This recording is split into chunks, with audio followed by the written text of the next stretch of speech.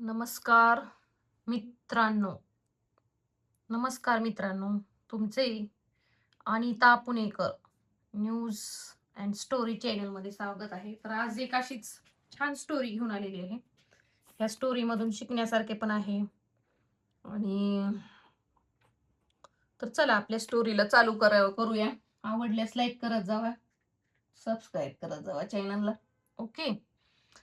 तर मित्रांनो बघा, रंजना जोगळे, वय 32 वर्ष, ही महिला असते. आणि ही जी असते ती महिला दिसायला अशी सर्वसामान्य असते. आणि ती एका कंपनीमध्ये जॉबला असते. एम आय डी MIDC कंपनीमध्ये जॉबला असते. तर ही सत्य घटना घडलेली आहे. आणि ही महिला विवाहित असते. हिचं ऑलरेडी लग्न झालेलं असतं, नवरा असतो, सर्व काही असतं, जॉब असतो MIDC कंपनीत, जॉब पण असतो तिला. आणि तरी पण ह्या महिलेला आहे ना, बाहेरचा खूप नाद असतो. म्हणजे हिला अशी तरुण मुलं वगैरे, तरुण मुलांबरोबर संभोग सुख करण्याचा तिला तिला आवड असते. तिला नवऱ्यापेक्षा बाहेर असं संभोग सुख करण्यात आनंद खूप भेटत असतो त्या बाईला. आणि आणि मग तिच्याच कंपनीमध्ये एक निलेश खरे नावाचा एक मुलगा असतो, ज्याचं वय 24 वर्ष असतं. आणि तो पण त्याच कंपनीत जॉबला असतो.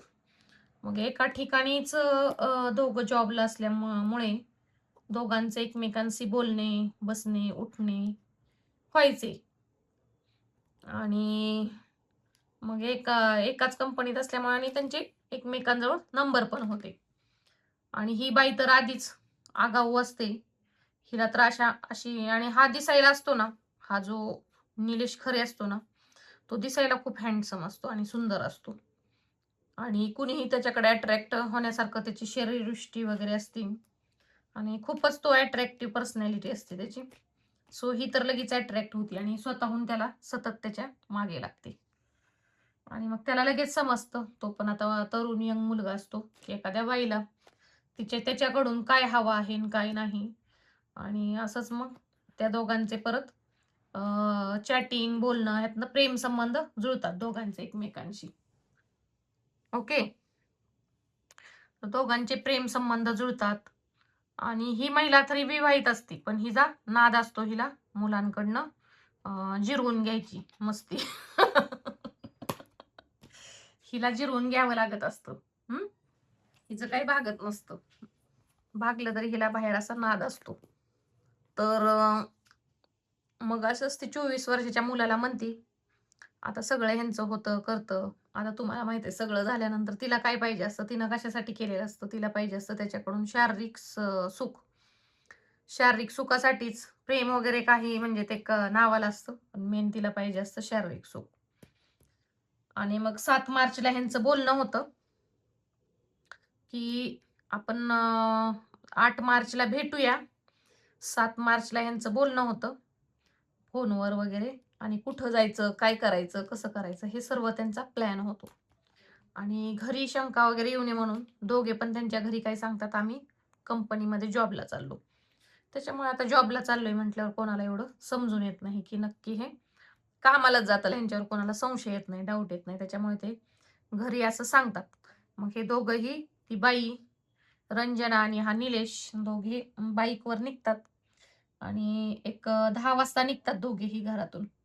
मग 12 पर्यंत थोडीशी शॉपिंग वगैरे करतात, ते इकडे तिकडे मॉलमध्ये वगैरे फिरतात.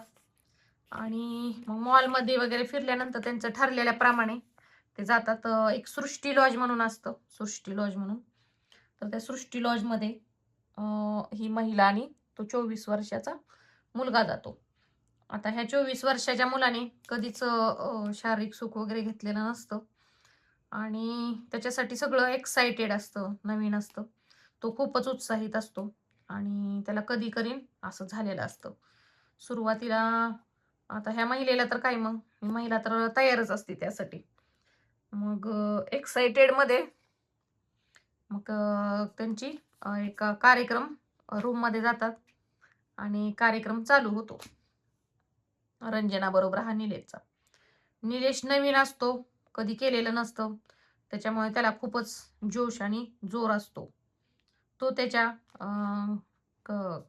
कामकिर्डीमध्ये मग्न झालेला असतो आणि त्या महिलेला म्हणल तशा प्रकारे तो म्हणल त्या पोझिशनमध्ये सुख देण्याचा प्रयत्न करत असतो. कारण ही महिला खूपच अनुभवी असते आणि हिला करल तेवढे कमीच असते. हिला वेगवेगळ्या प्रकारे पोझिशन, वेगवेगळ्या प्रकारचे नाही का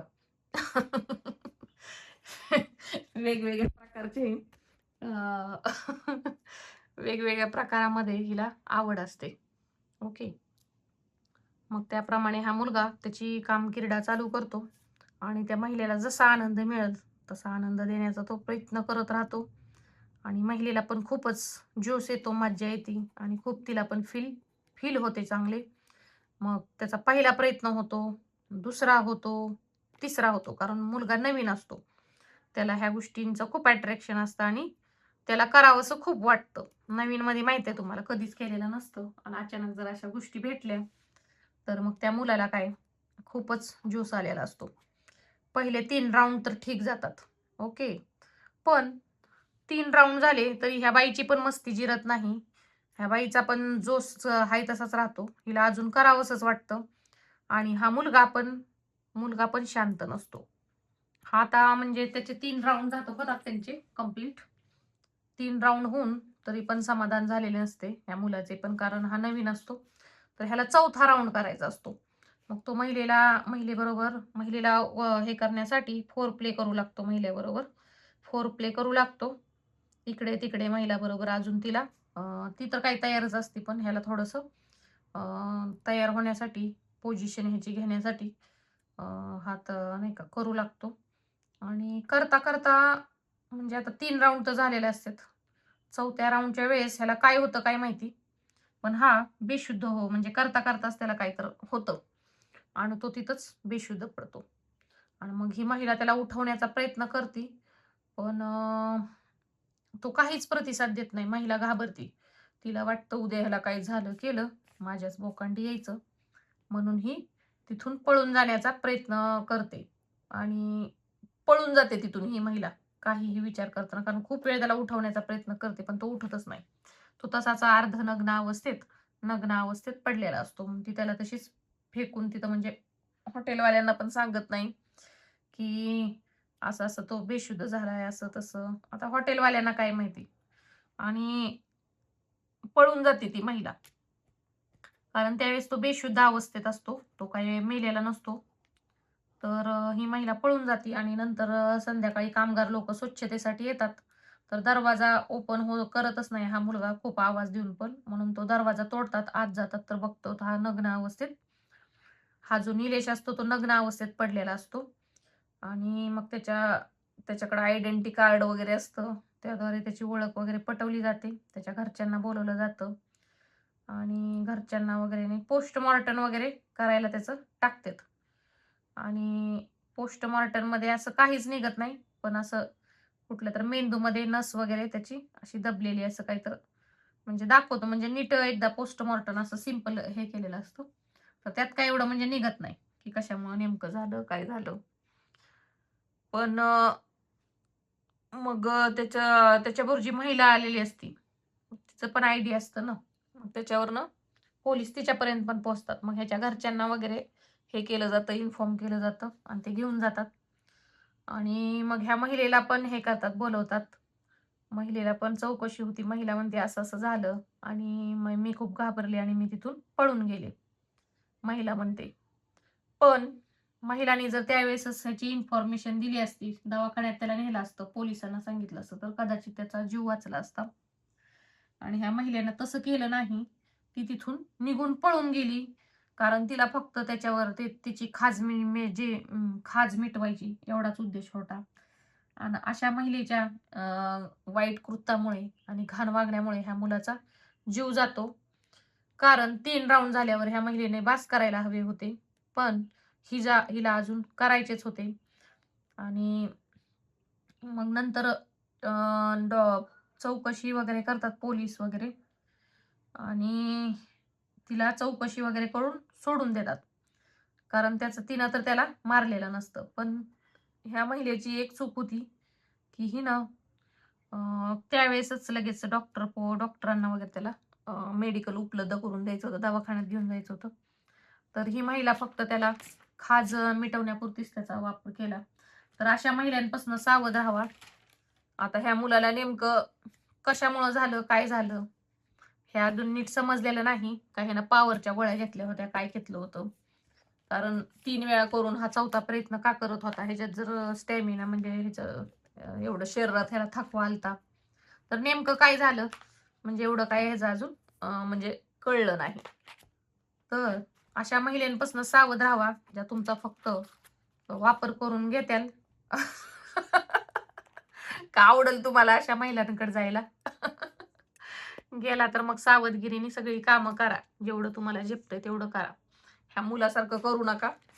3 राउंड, 4 राउंड. हां? आता ह्यानं काय केलंत ह्यालाच माहिती. ओके, कशी वाटली स्टोरी? आवडल्यास लाईक करा. तुमची प्रतिक्रिया कमेंट्समध्ये लिहा.